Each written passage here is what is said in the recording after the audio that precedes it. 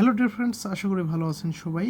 আপনারা যারা আসন্ন এটিইউ এক্সামে অংশগ্রহণ করবেন তাদের প্রস্তুতি আরও কয়েক গুণ ভালো করতে বিবি ম্যাথ একাডেমি ফেসবুক পেজ এবং বিবি ম্যাথ একাডেমি ইউটিউব চ্যানেলে এক্সাম প্রিপারেশনের জন্য কিছু ক্লাস আপলোড করা হবে।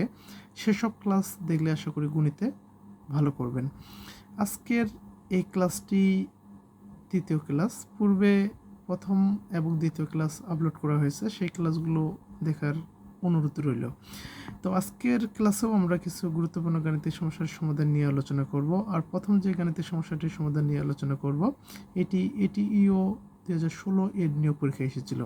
কি বলেছে এই গাণিতিক সমস্যাটিতে, যে কোনো ত্রিভুজের তিনটি বাহুকে বর্ধিত করলে উৎপন্ন বহিস্থ কোণ তিনটির সমষ্টি কত হবে? চারটি অপশন দেওয়া রয়েছে। বলছে কি কোনো ত্রিভুজের তিনটি বাহুকে বর্ধিত করলে। তো এখানে প্রথমে আমি একটি ত্রিভুজ এঁকে নিই। এই ত্রিভুজটির নাম দিলাম এ বি সি। এখন এই যে এ সি অর্থাৎ সি এ বাহুকে কে পর্যন্ত বর্ধিত করলাম, আবার এ বি বাহুকে এল পর্যন্ত বর্ধিত করলাম, আবার বিসি বাহুকে এম পর্যন্ত বর্ধিত করলাম। তাহলে এখানে তিনটি বহিস্থ কোণ উৎপন্ন হলো, তাই না? এটা একটা বহিস্থ কোণ, এটা একটা বহিস্থ কোণ, এটা একটা বহিস্থ কোণ। এই তিনটা বহিস্থ কোণের সমষ্টি কত সেটাই নির্ণয় করতে হবে। তাহলে কোশ্চেনে বলছে যে বি এ কে, এই যে এ বহিস্থ কোণ, প্লাস সিবিএল এই যে বহিস্থ কোণটা, প্লাস এসিএম এই বহিস্থ কোণ তিনটির সমষ্টি কত সেটি আমাদের নির্ণয় করতে হবে। আচ্ছা, এটা নির্ণয় করার জন্য আমাদের আরও কিছু ইনফরমেশন জানা দরকার। যেমন এই যে টোটালটা, এটা কি? এটা একটা সরল কোণ না? আর আমরা কি জানি সরল কোণ 180 ডিগ্রি, অর্থাৎ সি এ কে এটা একটা কি সরল কোণ। আর এই সরল কোণ সমান কত জানি আমরা 180 ডিগ্রি। একইভাবে দেখেন তো এ বি এল, এটাও কি একটি সরল কোণ 180 ডিগ্রি। আবার বিসিএম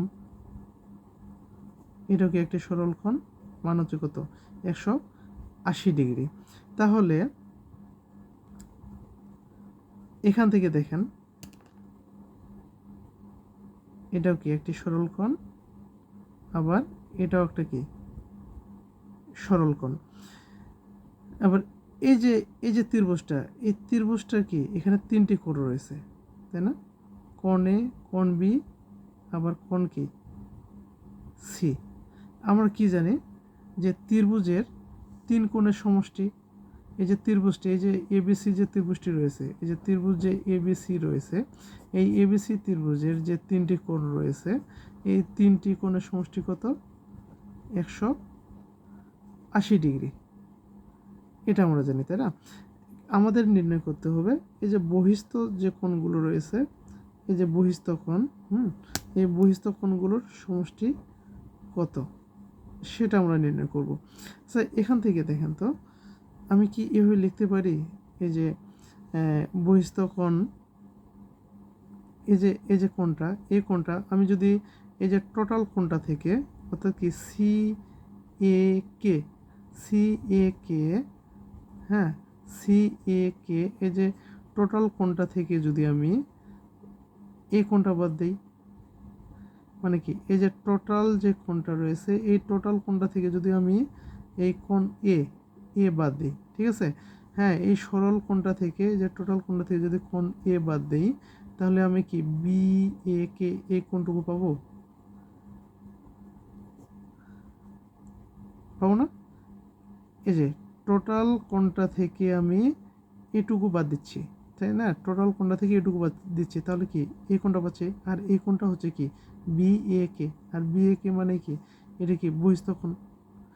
ঠিক একইভাবে আমরা দেখেন একইভাবে কিন্তু আমরা পাবো, কীভাবে পাবো?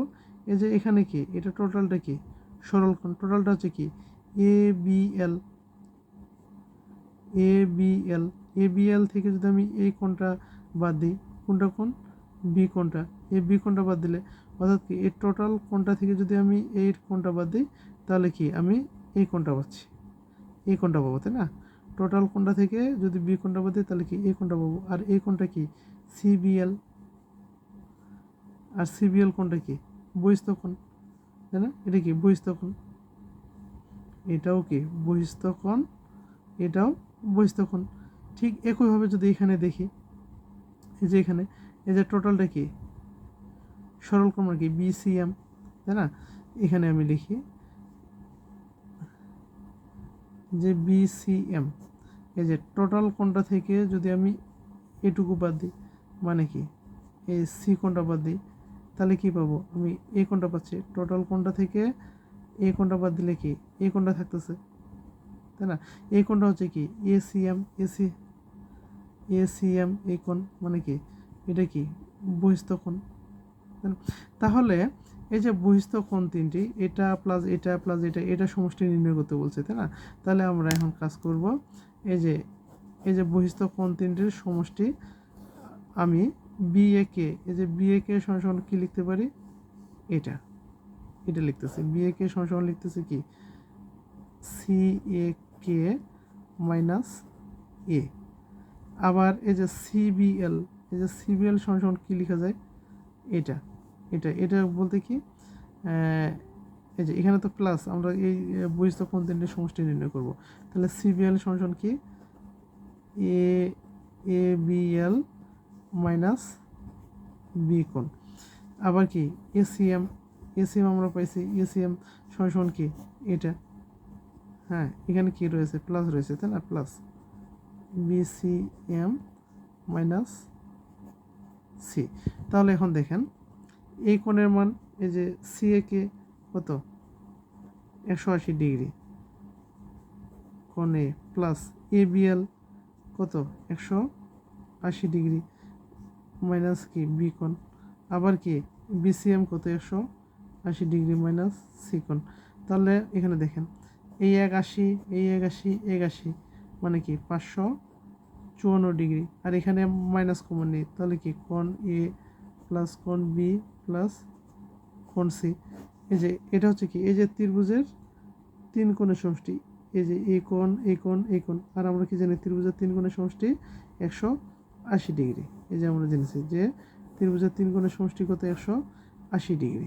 এখন আমরা এটাই কাজ করব যে 540 থেকে এখানে এর সমান কি 180 ডিগ্রি বিয়োগ করলে কত হয়? 0 8 আছে 14 9 6 হাতেগুলো 360 ডিগ্রি। তাহলে এই যে বহিস্থ কোণ তিনটির সমষ্টি কত হচ্ছে? হ্যাঁ এই যে বহিস্থ কোণ তিনটির সমষ্টি মানে কি এই কোণ প্লাস এই কোণ প্লাস এই কোণ। এই যে বহিস্থ কোণ তিনটির সমষ্টি হচ্ছে 360 ডিগ্রি।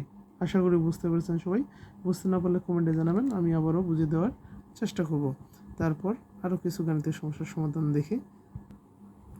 এখানে এই গাণিতিক সমস্যাটিও এটিও 2016 নিয়োগ পরীক্ষা এসেছিল। কি বলছে এখানে যে দুটি বৃত্তের ব্যাসের অনুপাত দেওয়া রয়েছে 3:2 হলে বৃত্ত দুইটির ক্ষেত্রফলের অনুপাত কত হবে? যদি দুটি বৃত্তের ব্যাসের অনুপাত বা ব্যাসার্ধের অনুপাত দেওয়া থাকে আর যদি ক্ষেত্রফলের অনুপাত নির্ণয় করতে বলে সরাসরি স্কোয়ার করে দিবেন। স্কোয়ার করলে যেটা হবে সেটা হবে অ্যান্সার। 3 স্কোয়ার মানে কি 9, আর 2 এর অনুপাত 2 এর স্কোয়ার মানে কি 4, অতএব 9:4 এটি হচ্ছে কিন্তু অ্যান্সার। ঠিক আছে, আবার বলি যে যদি দুটি বৃত্তের ব্যাসের অনুপাত অথবা ব্যাসার্ধের অনুপাত দেওয়া থাকে আর যদি ক্ষেত্রফলের অনুপাত নির্ণয় করতে বলে শুধুমাত্র বর্গ করে দিবেন অর্থাৎ স্কয়ার করে দিবেন, তাহলে যেটা আসবে সেটি হবে অ্যান্সার। তারপর আমি একটু ডিটেলস বোঝানোর চেষ্টা করি কীভাবে। আমরা কি জানি বৃত্তের ক্ষেত্রফল পাই আর স্কয়ার, এটা হচ্ছে কি ব্যাসার্ধ। এটা সমান কি লিখতে পারি আমরা? কি এই যে ব্যাসার্ধ সমান কি লিখতে পারি? d/2। ব্যাসার্ধ সমান কি ব্যাস ভাগ 2, এটা হচ্ছে কি ব্যাসার্ধ, তাই না? তাহলে এটা সমান কি লেখা যায়? পাই সমান d/2 হোল স্কয়ার। এটা লেখা আছে, তাই না?